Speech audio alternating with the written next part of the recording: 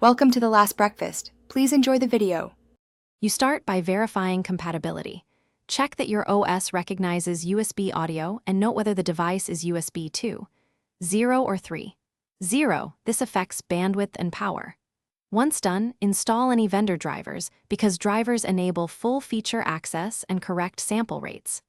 Next, plug the device into a direct USB port and power the unit if it needs external power. This reduces dropouts. Make sure the system shows the device in sound settings. This confirms the first actionable step is complete. You now configure how audio is sent. Open your system sound panel or audio MIDI setup and choose the USB device as output, because that routes all system sound there.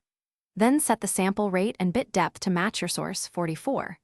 1 kHz for music, 48 kHz for video, since mismatches cause resampling. If you use a digital audio workstation, enable exclusive mode or low latency drivers and adjust buffer size. Smaller buffers reduce latency, but require more CPU. So you finish by testing playback. Play a known track, check left/right channels, and verify volume levels.